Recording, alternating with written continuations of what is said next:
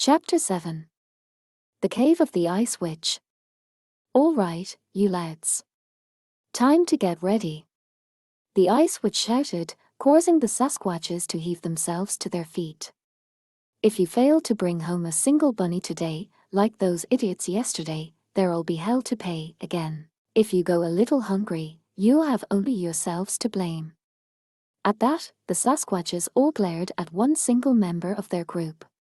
He muttered something spitefully but didn't appear to have the courage to openly defy his companions. And that's well and good, the Ice Witch thought.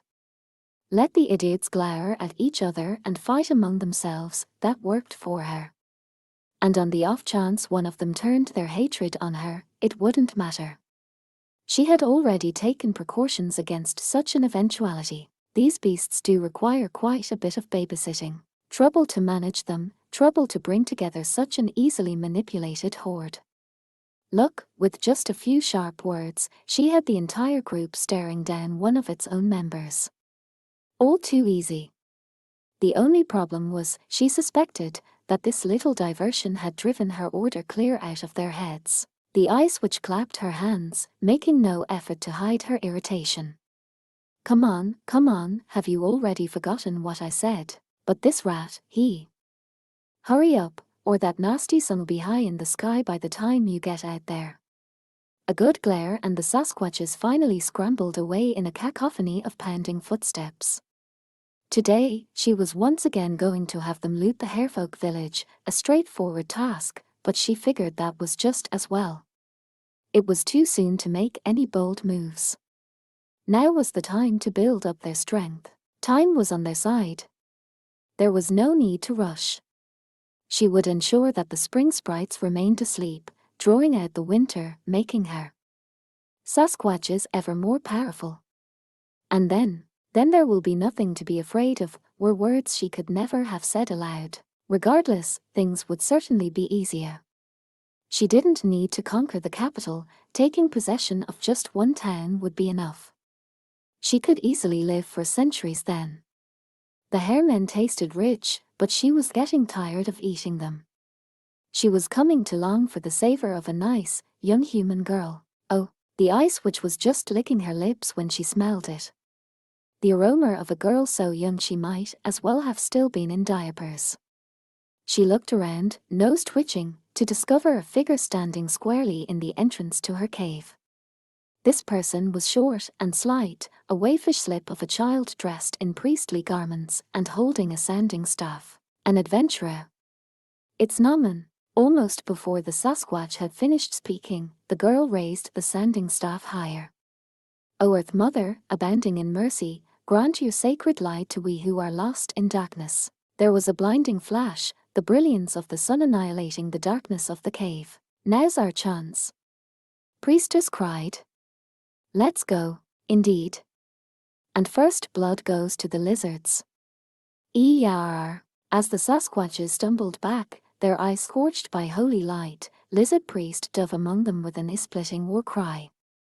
O horns and claws of our father, Iguanodon, thy 4 limbs, become 2 legs to walk upon the earth. Behind him, a dragon-toothed warrior gave a voiceless cry, bones jangling as it charged forward. Claws, fangs, and tail struck out at the Sasquatch's feet. They kept yelling and dancing backward. Joar, Yahoo! It was made worse for them by the hail of arrows that came flashing through the air. The Sasquatches had thick fur, but it still felt like being stung by poisonous insects, again and again. They came pouring into the great room. Weaving among the Sasquatch's legs as if among the trees of the rainforest, High Elf Archer readied her next arrow. Come on, dwarf. You're as slow as you are short, TCH, long ears. I told you to have a little patience. If the Sasquatch's legs were like trees, then a good blow from an axe should bring them down. Dwarf Shaman wielded his against the stumbling monsters like a woodsman in his element. Yar. There wasn't even screaming anymore. One Sasquatch, his toes clinging to his feet by only strips of skin, landed on the ground with an audible thump, holding his foot and sobbing. What in blazes are you all doing? The Ice Witch shouted, her hand still over her eyes from the blinding flash, interrupting the gibbering of her henchmen. It was not an opportunity to miss. Right now, if you would. Priestess called out to High Elf Archer, and then started running. High Elf Archer had kicked off a wall to get some height, and was aiming at the ears of the Sasquatches. "Leave it to me." There was her answer, and the shouting of the Sasquatches. Priestess put them behind her, and 3 figures followed: Rookie Warrior, Apprentice Cleric, and Hairfolk Hunter. Whoa, awesome. Rookie Warrior breathed, watching Lizard Priest slam a Sasquatch with his tail and send him tumbling. He and both of the others looked positively excited as they ran through the chaotic room. "I can't believe," Apprentice Cleric said, trying to keep her breath steady, "he just charged in there like that." "At moments like this, simpler can be better," Priestess said bashfully. "Blinding and then going for the feet. It's convenient." Still running, she cast a glance back at the 3 behind her. 2 of them she had worked with before, but this was her first time battling alongside Hairfolk Hunter. The hare was moving plenty quickly, used to dashing through the mountains. But as far as experience as an adventurer went, much as she hated to compare the youngster to herself, the rabbit had none. Priestess tried to be considerate toward Hairfolk Hunter, just as he had always been to her. "We'll keep going deeper," she announced, and Hairfolk Hunter nodded. All that was necessary was to know what to do. But which way? Let's see. Apprentice Cleric focused on the candle in her hand. Thankfully, the magic flame showed no sign of guttering despite the earlier battle. If anything, it was the ever-shrinking size of the candle that worried her, but it looked like they were all right for the time being. "Over there." Through the central passageway. She pointed to one of countless tunnels. Hairfolk Hunter's ears flicked. "But I'm not certain the Sasquatches will be able to follow us inside." "All the better." Priestess nodded and kept her staff close as she plowed headlong toward the tunnel. "Let's go." Yes, if the Ice Witch is indeed the master of the Sasquatches, then she absolutely wouldn't want to let the big apes get their hands on the silver arrow, Priestess thought. She would put it somewhere the Sasquatches couldn't possibly get. And if she could find the arrow, they could avoid fighting the Sasquatches. They just needed to evade them for a moment. It will take a little, okay, a lot of luck, but she was glad it had gone well so far. Priestess mentally gave a sigh of relief. "I'm no expert here, but it's gotta be this way, right? Dive in there and get it." Rookie Warrior exclaimed, his club clutched in his hand. He was obviously in high spirits, perhaps inspired by seeing 3 silver-ranked adventurers battling before his eyes. Priestess smiled a little at the "I've got this" kind of drive that emanated from his gaze. "That's the spirit, but let's hurry, and be careful. I expect next will." Before she could finish, a gust of fetid wind came from behind them. Yikes, this might not be good, Hairfolk Hunter shivered, ears going flat. Priestess had heard it, too. A strange sound. Zzz, it went, like sand being shaken to the ground. Something was happening. Something. But what? Not here, too. Rookie Warrior and Apprentice Cleric both looked agonized, as if this was more than they could bear. The sound pressed in from behind them, as if to swallow the party up. Priestess, holding her staff and looking back, saw a devilish shadow rising from the mouth of the tunnel. "You filthy worms." The Ice Witch cursed at them, accompanied by a frigid gale that distorted the shadows around her. No. Those weren't shadows. They came on, chittering, like a rising tide to consume Priestess. "Giant rats!" she exclaimed. "Oodararara." Rookie Warrior's shout came at almost the same moment. He aimed a powerful 2-handed blow at the creature directly in front of him, catching 1 or 2 more in the swing. They flew through the air, still making that bizarre sound, until they struck the tunnel walls, twitched once, and went still. Rookie Warrior had spent too much time fighting rats and roaches in the sewers to miss the opportunity.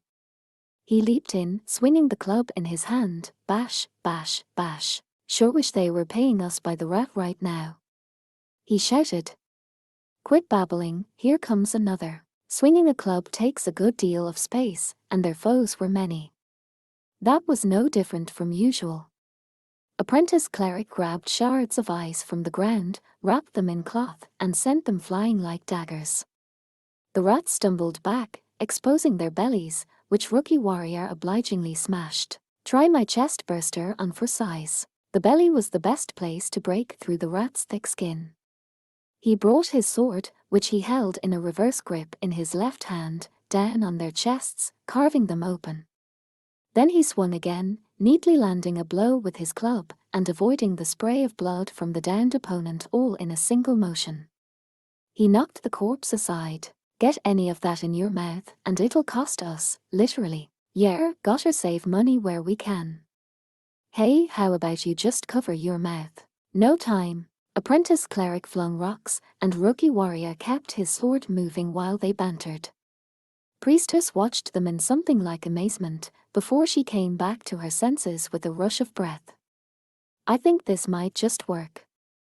She nodded to herself. Not exactly the way I would have liked it, though. Apprentice cleric shouted. Even as she spoke, her sword and scales worked, lashing out at the nearest rat. She really was used to this. I can't promise we can stop them all, but for now, you can leave the rear to us. You heard the lady, step right up. Rookie warrior exclaimed, making as much use of his club as he possibly could in the narrow space. Don't get cocky. Apprentice cleric reminded him, glaring. Priestess thought she saw a flash of someone familiar in that look. She blinked. All right, we're counting on you. Priestess called. Sure thing. Apprentice cleric tossed her the candle, and priestess resumed running with Hairfolk Hunter. Cracks and smacks continued to ring out behind her. She heard a girl's shout, a rat squeal, the ice witches cursing and spitting.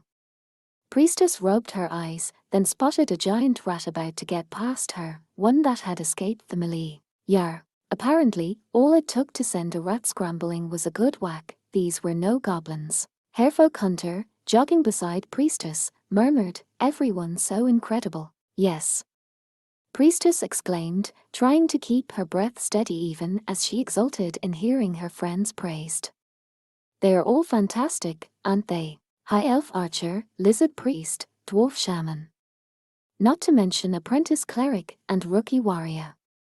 Incredible people, all of them. Not like her. Hairfolk Hunter gave her a curious twist of their head.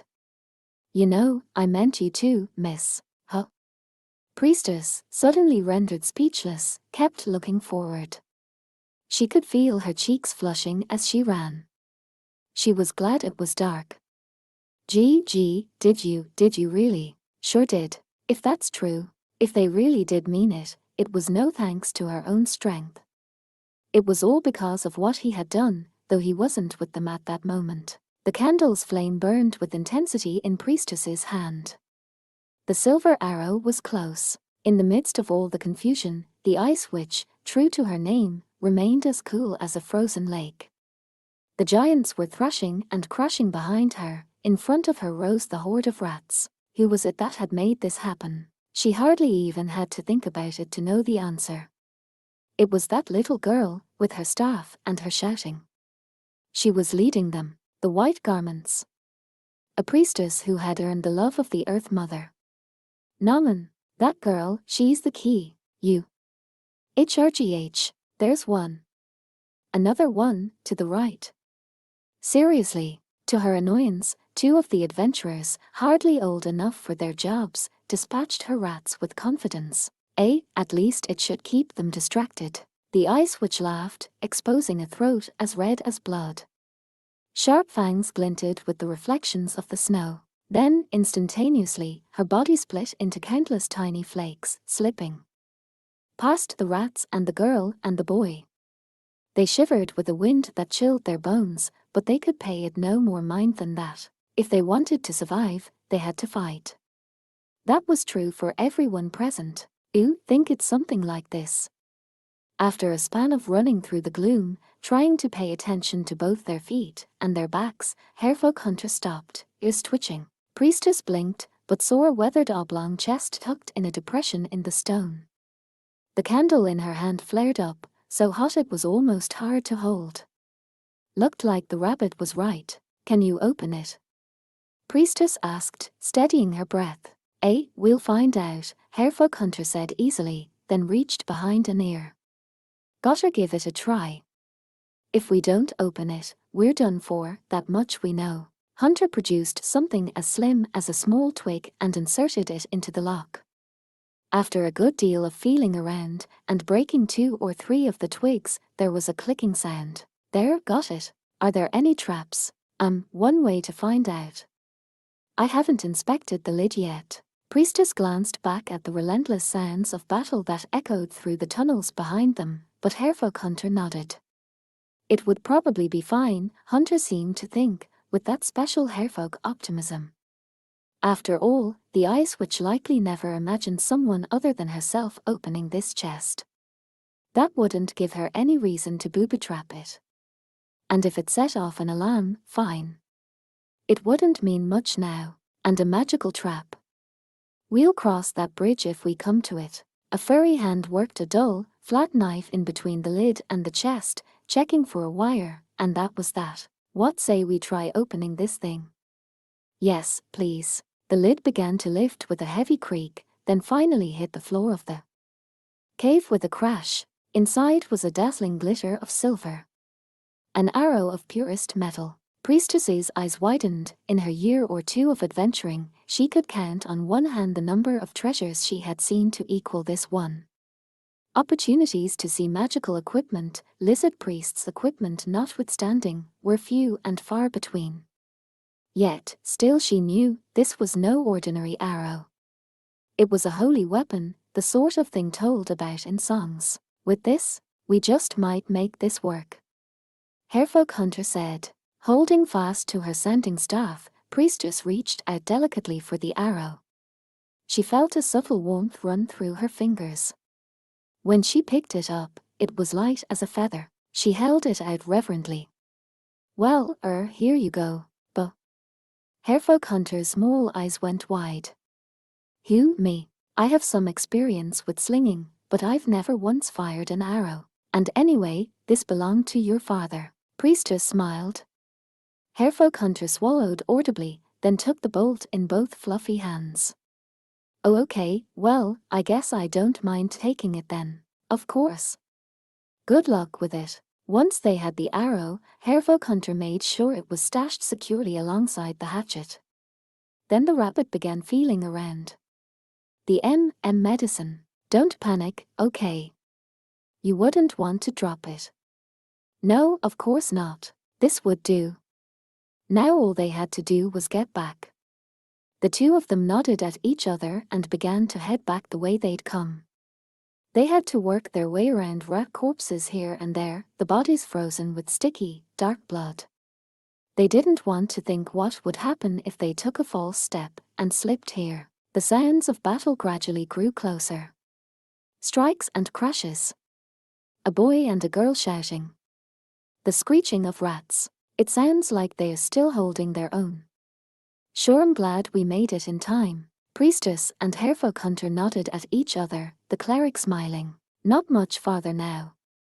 She tucked up her skirt and ran, calling out happily, we're back. That was when it happened. A brutal, freezing wind went rushing past them. What? Priestess blinked to clear the frost from her eyebrows. Beside her, Harefolk Hunter was saying something. Far off, she could hear rookie warrior and apprentice cleric. But all of it was drowned out by a piercing, whining sound in her ears. She found herself smack in the middle of a blizzard. Cold, she hunched forward, only to discover something that felt soft. Her fingers were touching bare skin. What? Oh. No, I'm naked. As she realized she wasn't wearing a thread of clothing, Priestess blushed furiously and curled into herself.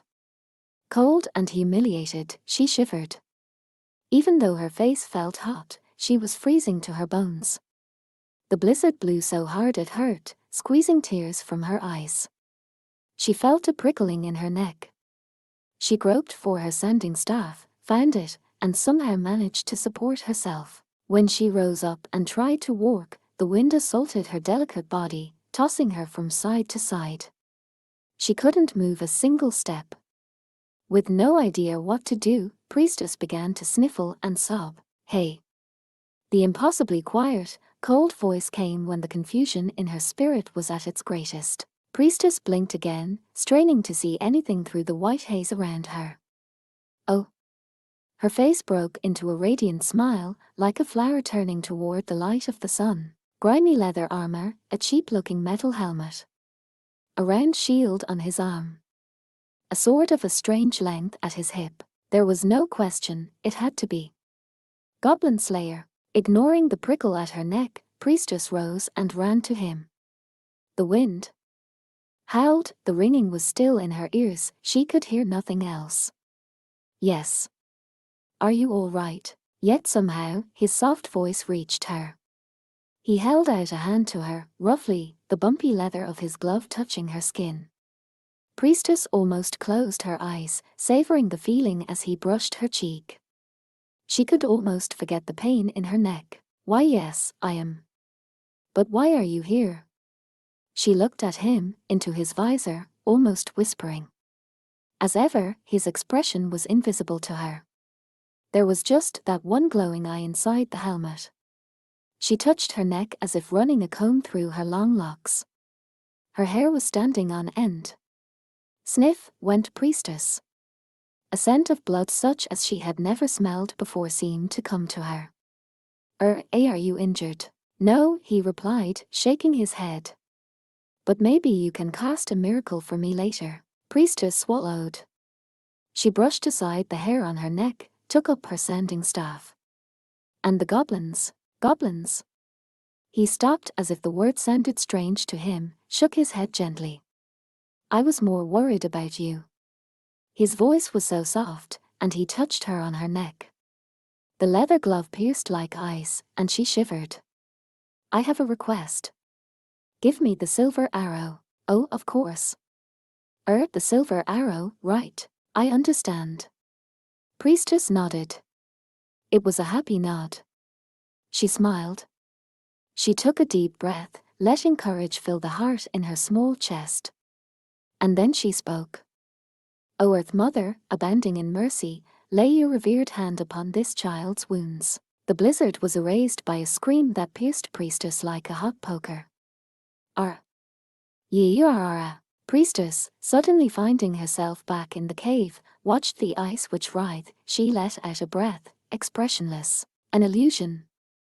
Or maybe a charm. It was one of the supernatural powers that vampires were said to have. Priestess shivered, she could still feel the cold, sharp stinging in her neck. What would have happened had she simply let things go on? It was terrifying to think about. What would have happened if she hadn't been so quick to remember the monster manual? He would have continued to act the way she wanted him to. Worrying about her, praising her, touching her face. Of course, for quite some time now he had been showing her consideration in his own awkward way, but never quite like that. He's pretty much hopeless, after all. Priestess smiled a little at that one precious thought, held deep in her heart. That was why, with the slightest hope, she had intoned the miracle. A healing miracle that would do him no harm at all on the slim chance it was really him. But to accursed non-prayer, to the undead, the miracles of the gods were as poison. "I finally invoke minor heal for the first time in forever, and this is how I use it."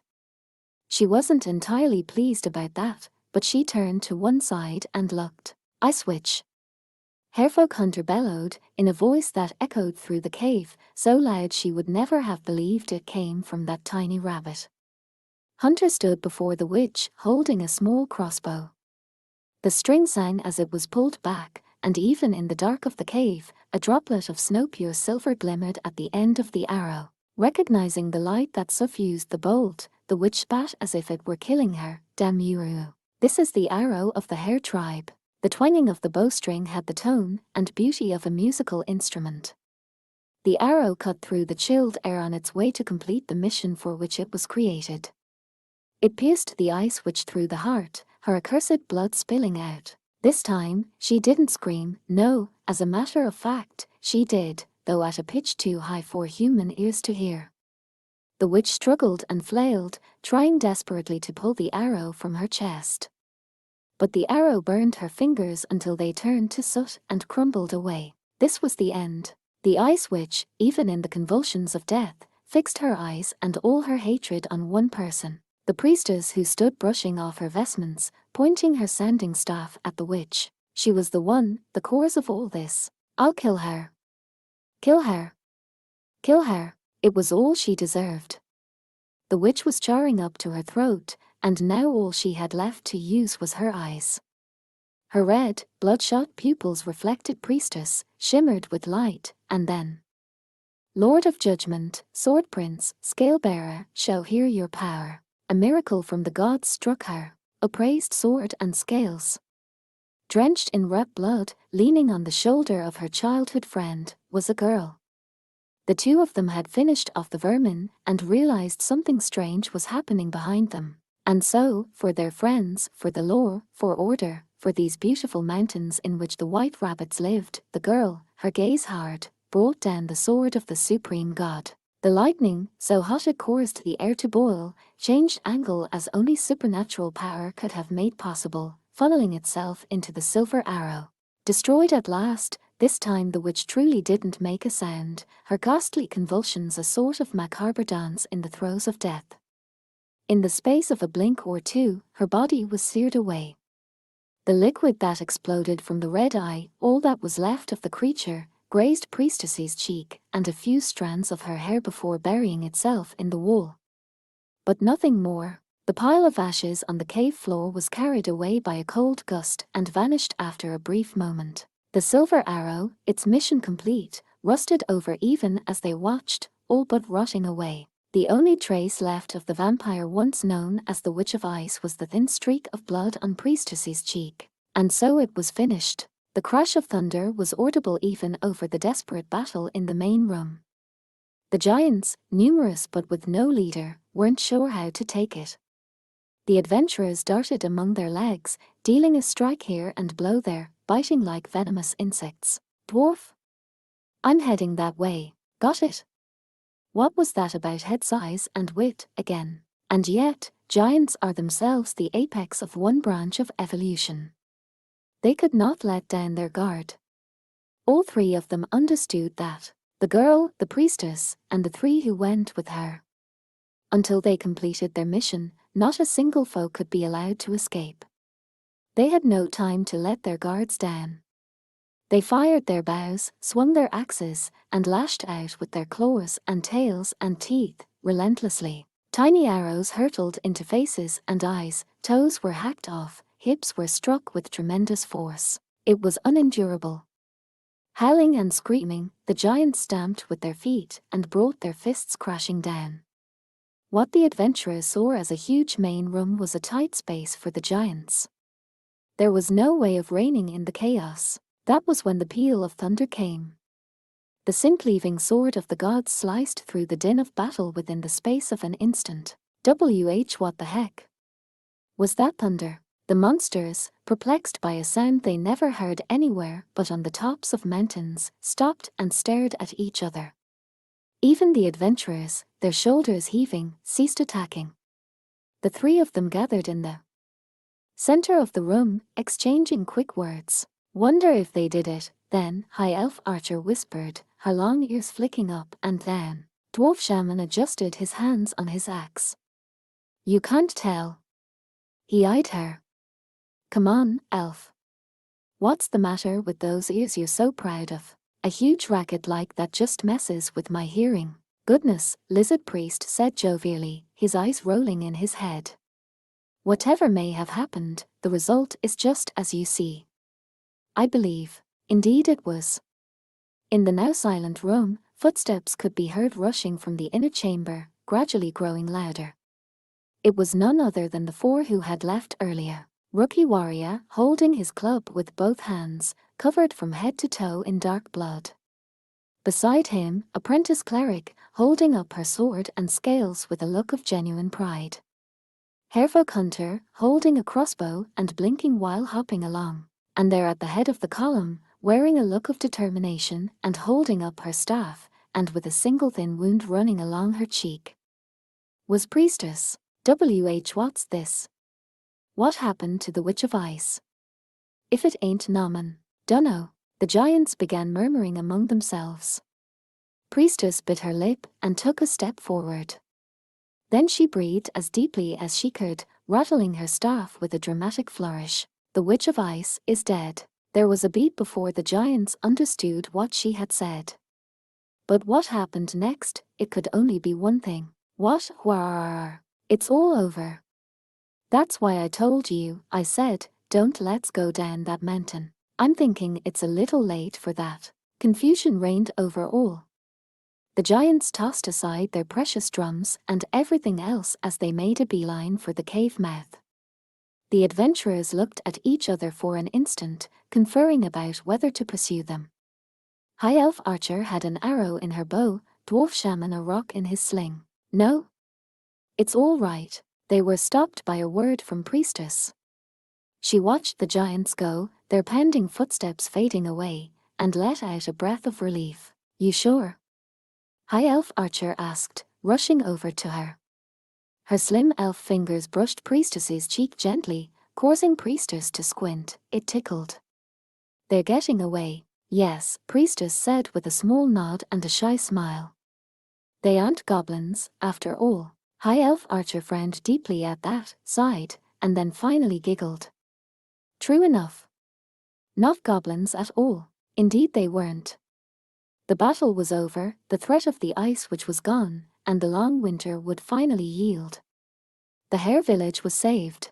Harefolk Hunter was gazing at the now vacant room when a voice came from high overhead. If we have gained victory, then we cannot wish for more. Hunter's ears flicked, and the hare looked up to see the massive lizard priest.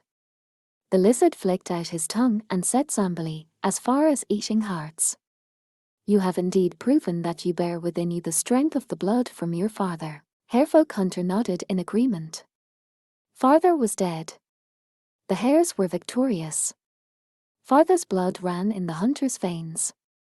Harefolk Hunter didn't know anything about the lizardman religion but understood that lizard priest was saying something respectful and important. All of the blood that had been spilled up to this moment had been worthwhile.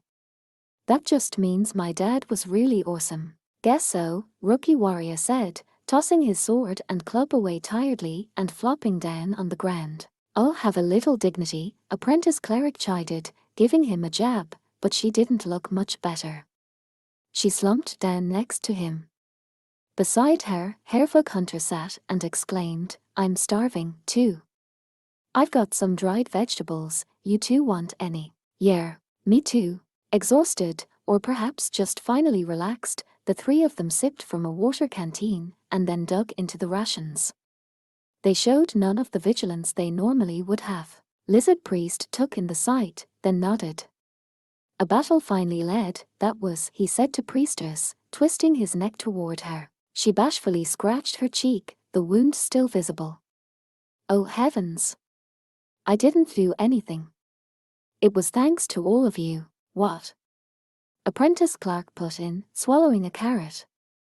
That minor heal was incredible. How, you used minor heal? High Elf Archer jumped into the conversation, exclaiming, haven't seen that in a while. With eyes shining with curiosity. Her long ears sat back against her head and she leaned forward, looking, to Priestess, very eager. Well, I didn't really want to. Leaving aside what it was she didn't really want to do, Lizard Priest made a strange hands-together gesture toward the freshly garrulous party. That was one thing resolved. On to the next problem. What can you tell us, Master Spellcaster, about these drums of war? Well. How to put it?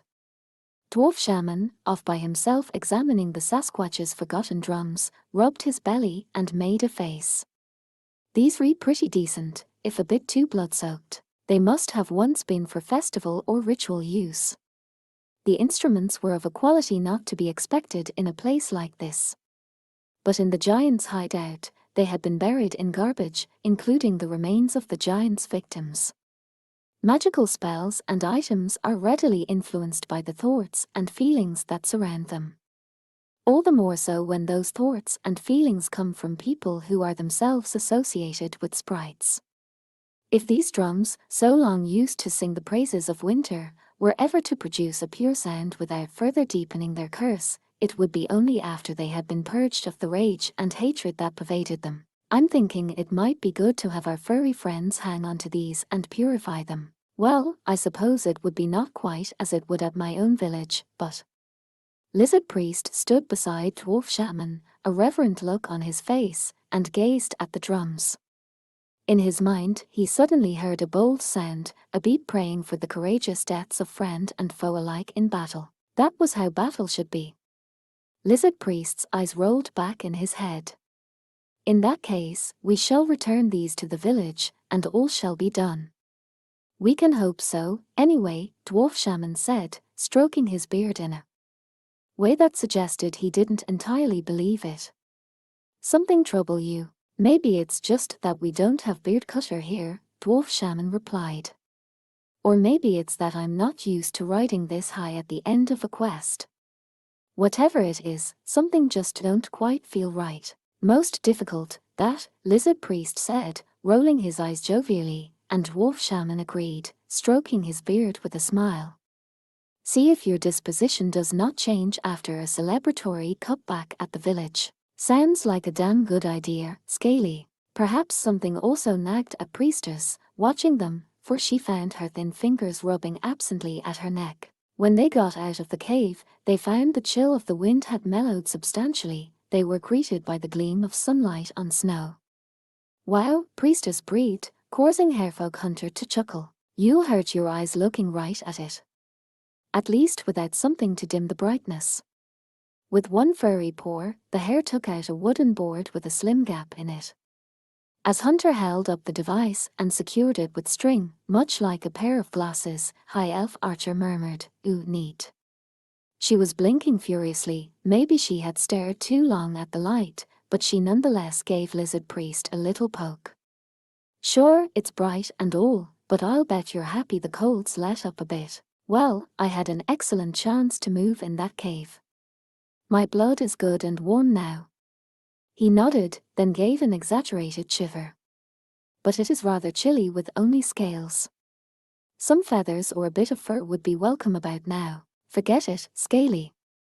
I don't think I could imagine calling you furry, Dwarf Shaman quipped, taking a long swig of wine. He held out the fire wine to Lizard Priest, who took a mouthful and then offered it to High Elf Archer. Her ears went back and her eyes went wide. Oh, stop. I told you, I don't need it. Some palates never mature, I see. Here, youngsters. Have a tipple. Rookie warrior and apprentice cleric looked at each other, both of them already totally spent. They had been locked in desperate combat with giant rats until not long before. Fatigue was written all over their dirty faces. Well, maybe just a sip, then. They accepted the wine and took tentative tastes, sticking out their tongues at the dryness of it. But it soon warmed them, a gentle flush spreading across the faces of the boy and girl. Very effective, it appeared. They handed the jug back to Dwarf Shaman with their thanks. He snickered at High Elf Archer. Oh, what? Nothing.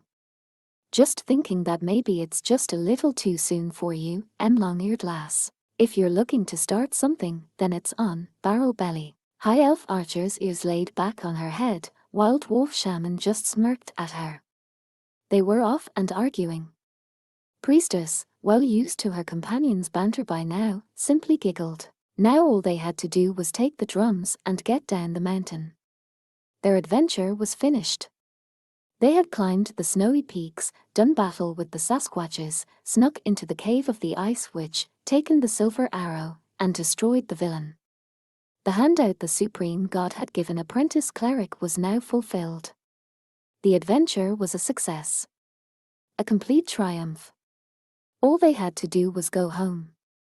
To go there and back again, that was an adventure. And yet, what was that prickling she felt in her neck? Priestess touched her nape gently, then started walking, the snow crunching underfoot. They needed to get back down to the village and let them know what had happened.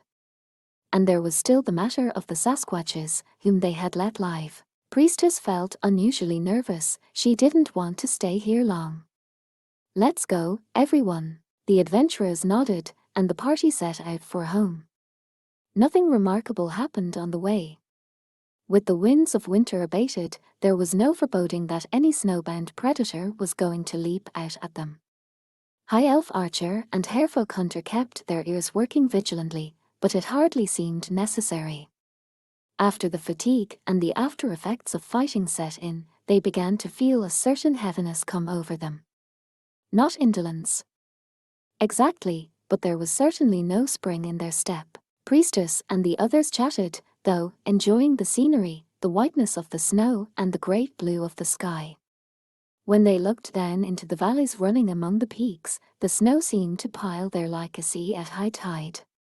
They almost wished they could just fly down there. Such a thing was impossible, of course, but the thought was irresistible. The mountains were indeed no place for regular folk.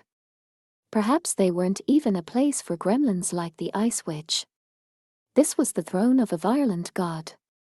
Surely that was why the supreme god had summoned apprentice cleric. To shatter the evil that was here. I wonder if I was really able to do it. Priestess heard the barest whisper from the girl carrying the sword and scales. She turned back to say something, but then thought better of it. Rookie Warrior was speaking softly to apprentice cleric, to which she responded with a smile. That was enough, then. There was nothing for Priestess to say. She turned forward again, leaning on her staff as she walked lightly along. One might expect descending a mountain to be easier than scaling one, but it really wasn't by much. Of course, her heart was light. They just needed to get down there. But the stress on her body was the same. Taking occasional breaks, the party made steady progress toward the Hare village. How far had they gotten from the Ice Witch's cave before the column came to a halt? Something the matter? Lizard Priest asked, sliding up beside Priestess, who had suddenly stopped walking. She only murmured no without taking her eyes off one particular point. Huh? What's going on? High Elf Archer inquired from nearby. She came up beside Priestess, who was pressing on her neck, and followed her gaze. The steep slope of the hill was dotted with dwellings long ago abandoned. High Elf Archer said, but then a second later, her eyes opened wide. Oh, smoke. Smoke was rising from the village. A battle, perhaps. Dwarf Shaman said doubtfully. I should imagine. Lizard Priest nodded confidently. The smell of flesh and blood, the aroma of war. The question that remains for us is, war with what? But that village is abandoned, right? What good would burning it do? Were there bandits there or anything of the sort? Nobody would be upset with the party for ignoring something that had nothing to do with them. Priestess, though, felt a blast of cold and shivered. A chill ran up her spine. She felt as if some strange thing were licking her neck. Goblins. The word came to her like a handout, like an inspiration. Rookie Warrior and apprentice cleric shared a look. Harefolk Hunter seemed flummoxed. But not the others. Ah man, I could have guessed, High Elf Archer groaned, putting her hands to her cheeks and looking up at the sky. Ever since she had teamed up with that man, she couldn't catch a break. It wasn't totally fair to blame the heavens. Dwarf Shaman gave her a little smack on the butt, ignoring her yelp. No time for gripping, lassie. Spend that energy thinking about what you're going to do, eh? Why yeah, I know that. High Elf Archer pursed her lips. Still, we have a choice, to go there, or to head back. Lizard Priest turned to look at Priestess, then rolled his eyes as if to say that all of this amused him. What shall we do? We go, Priestess said without hesitation. Then she bit her lip, staring hard at the village before she asked sharply, how does it look? Well, now, Lizard Priest said, baring his great, terrifying fangs. He knew the question, that man had asked it of him often, though there be still a bit of eggshell on her tail. If our foes are indeed the little devils, then I think we need hardly bring the drums with us. There is still the question of how long it will take us. I agree, he was right. There were two problems.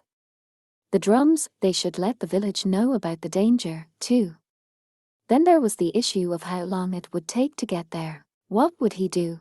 Priestess thought. There was always a plan, he said. Always. That's what he had told her, so there must be something now. There had to be. We still have spells, right? Dwarf shaman said, pounding his belly proudly. Quite a handful, in fact. In that case, what to do? Consider baggage, equipment, spells, the whole situation. Hey, what about us? What should we do? Rookie warriors. Hesitant question broke into Priestess's ruminations. He couldn't hide his tiredness, but nonetheless he stood there, looking her straight in the eye. The gleam in his own eye said clearly that he could still fight. That look was what inspired Priestess to say, "Please hurry to the village." She and the others would take on the goblins. Maybe Rookie Warrior thought this was a show of pity, because he puffed out his chest proudly. We can still fight. Yeah, we're doing great. We can still fight is just another way of saying you're already on the edge, Priestess said, shutting down his show of heroism. How many times had he said the same thing to her?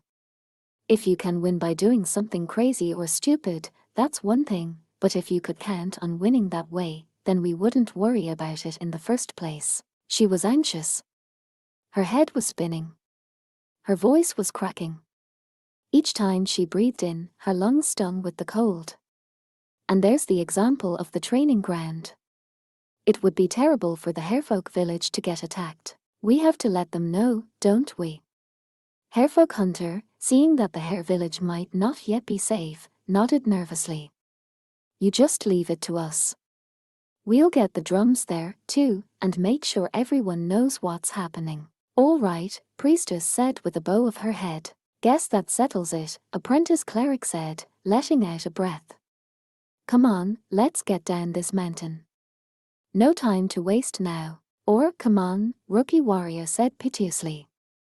First on the farm, then at the training ground, I never got to actually fight. Har har har har har, if this pains you, then make yourself able to walk a little longer, Lizard Priest grinned, slapping Rookie Warrior heartily on the shoulder. Eoch, he yelped, for there is nothing more stalwart than an infantryman who can march a long distance. Don't you agree, Master Spellcaster? True enough. A dwarf soldier can fight from dawn till dusk and not get tired, as long as he doesn't get hungry, High Elf Archer smirked, to which Dwarf Shaman responded with a puff of his chest, indeed so. Give us wine and food, and we can fight forever. That's the pride of the dwarfs. High Elf Archer, apparently well acquainted with the pride of the dwarfs, said nothing more, but simply smiled, cool and pleasant. You heard the lady, that's her disposition. We'll handle things here. There's got to be someone behind all this. The words made Rookie Warrior nod listlessly. So it wasn't over. It wouldn't do anyone any good for all of them to be destroyed then and there. Fine. I get it. We go back, we tell them, we wait, and then we all go home. There's a good boy, High Elf Archer snickered, then gave him an elegant wink. He went bright red, earning a jab from Apprentice Cleric. She ignored his yelp and bowed her head politely. See you soon, then. Priestess was bound to notice the emotions hidden in those words. She nodded, replying with a gentle wave of the staff in her hands. Yes. Soon. Each of the three youngsters looked at the others and nodded, and then off they went with the magic drums in tow.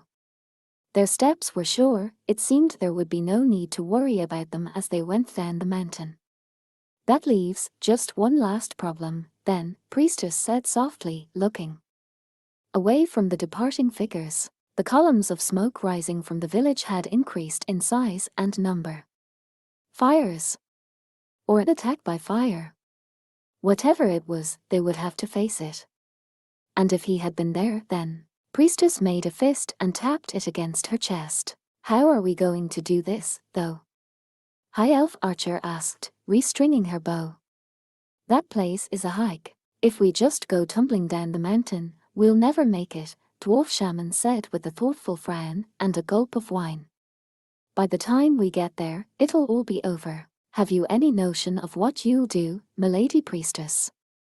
Lizard Priest sounded like he was downright enjoying himself. Priestess shook her head, smiling wistfully. She took a breath in and let it out again.